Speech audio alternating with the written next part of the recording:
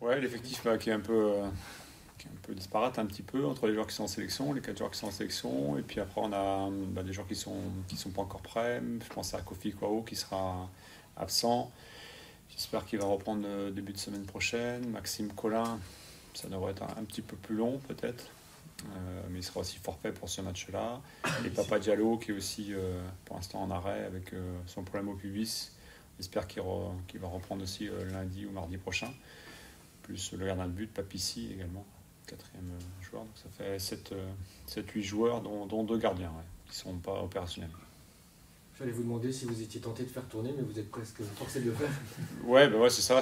On est un peu démunis. Ouais, donc forcément il y a des joueurs qui jouaient pas les derniers matchs qui vont jouer et puis qui vont être opérationnels forcément.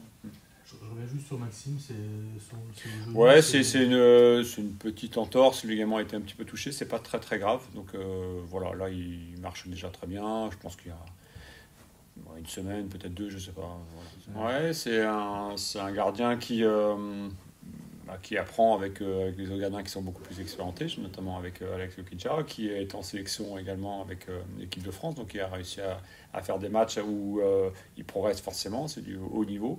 Au niveau du travail, pour l'instant, il n'a pas eu l'opportunité de jouer, il était avec la N3, il a joué un petit peu avec la N3. C'est un gardien qui est assez complet, maintenant, qui demande à franchir des paliers par la compétition. Donc évidemment que on compte sur lui sur ce match-là, et puis après on verra comment il va évoluer aussi, qu'est-ce qu'il va démontrer. L'aspect entraînement, c'est une chose pour un gardien de but. La compétition, évidemment, il y a un jeu qui est plus difficile, parce que les émotions, un gardien de but, c'est quand même très particulier de ce côté-là, et il faut qu'il franchisse le palier avec cette Coupe de France.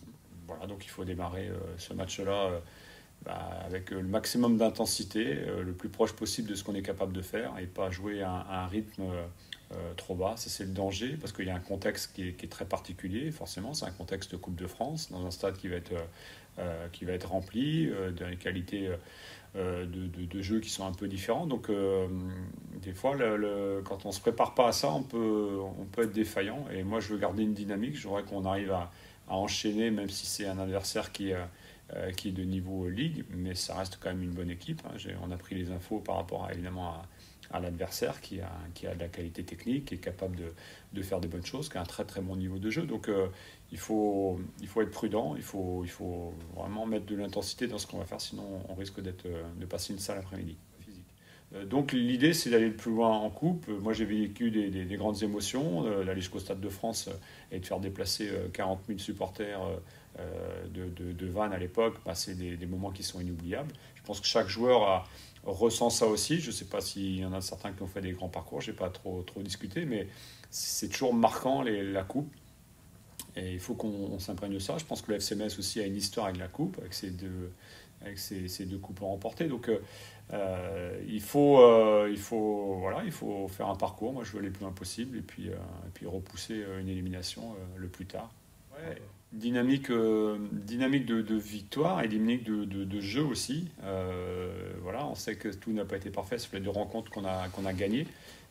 Mais c'est important, même encore plus quand c'est d'autres joueurs, les joueurs qui jouent. Il y aura quelques joueurs qui étaient sur le banc de touche, forcément, puisqu'on a des absents. Mais ces joueurs-là doivent impulser quelque chose et doivent montrer en tout cas une dynamique qui est la même que quand il y avait les joueurs qui étaient titulaires. Donc ça, c'est important. Donc c'est pour ça que moi, j'ai hâte de jouer, j'ai hâte de voir les 2-3 joueurs qu'on n'a pas vus depuis quelques temps jouer aussi, parce qu'on a des postes où on est dépourvu. Mais il faut qu'on fasse un match de qualité. Maintenant, évidemment que l'idée, c'est de se qualifier d'abord, mais il faut faire un match de qualité. J'espère que tout le monde va être imprégné de ça demain. C'est pas un match à un horaire un petit peu inhabituel, mais on y va en se préparant mieux, on se déplace la veille. Il y a tous les éléments pour qu'on n'ait pas de soucis de ce côté-là et qu'on soit prêt pour faire un très bon match. Ouais, alors nous, il y avait les 2 matchs qui étaient rapprochés. Quand il y a le match du lundi à Ajaccio, plus le match du samedi, on a dépensé beaucoup d'énergie. Je pense que Benjamin, oui, il fait partie des joueurs qui, en tout cas, on a une discussion pour savoir si lui va débuter ou pas. Maintenant, il a enchaîné beaucoup de matchs, il a eu la préparation, vous la connaissez, sa saison l'année dernière, vous la connaissez. Donc il faut être vigilant par rapport à, par exemple, ce profil. C'est une zone de jeu où on n'a pas d'absent, donc c'est plutôt bon signe. Maintenant, encore une fois, moi, c'est d'être performant, c'est d'être bon sur le terrain, voilà, de se qualifier, mais on ne peut pas faire n'importe quoi non plus, même s'il y a des joueurs qui ont de la qualité qui ont joué moins ces dernières semaines. Mais voilà, ce sera l'équipe titulaire, moins les absents qui joueront, et il n'y aura pas beaucoup d'alternatives.